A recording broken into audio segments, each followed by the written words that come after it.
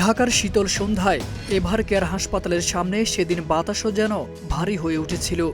নীরব মানুষের সারি, চাপা কান্না আর প্রার্থনায় ভেসে আসছে একটি যুগ শেষ হয়ে গেছে। ৩০ ডিসেম্বর রাতে তিনবারের সাবেক প্রধানমন্ত্রী ও বিএনপি চেয়ারপারসন বেগম খালেদা জিয়ার মৃত্যু সংবাদে ছড়িয়ে পড়তেই গোটা দেশ শোকে স্তব্ধ হয়ে পড়ে। দীর্ঘ অসুস্থতার পর তার প্রস্থান শুধু একজন নেত্রীর বিদায় নয়, বাংলাদেশের রাজনীতিতে একটি গভীর শূন্যতার সূচনা। পরদিন মানিক মিয়া অ্যাভিনিউয়ে তার জানাজায় লাখো মানুষের উপস্থিতি দেখিয়ে দেয় খালেদা জিয়া কেবল একটি দলের নেতা ছিলেন না, তিনি ছিলেন একটি রাজনৈতিক ধারার প্রতীক।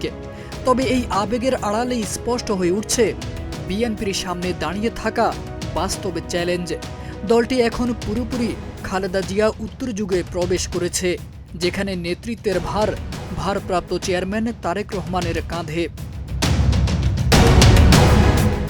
রাজনৈতিক বিশ্লেষকদের মতে খালেদা জিয়ার সবচেয়ে বড় ভূমিকা ছিল দলকে ঐক্যবদ্ধ রাখা।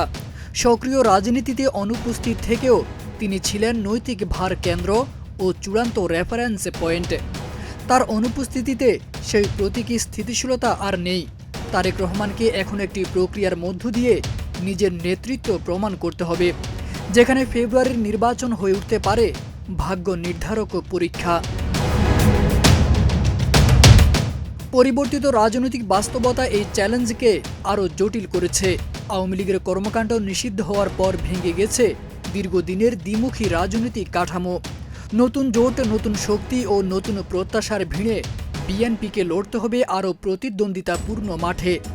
একই সঙ্গে দলীয় শৃঙ্খলা, সংস্কারের প্রতিশ্রুতি বাস্তবায়ন এবং শান্তিপূর্ণ নির্বাচনে ভূমিকা রাখাও তারেক রহমানের জন্য বড় পরীক্ষা। খালেদা জিয়ার বিদায়ে আবেগের ঢেউ যতই উঁচু হোক, বিএনপির ভবিষ্যৎ নির্ধারিত হবে উত্তরাধিকার দিয়ে নয়, জনগণের রায়ে। এই সত্যই এখন খালেদা জিয়া উত্তর বিএনপির সবচেয়ে বড় বাস্তবতা।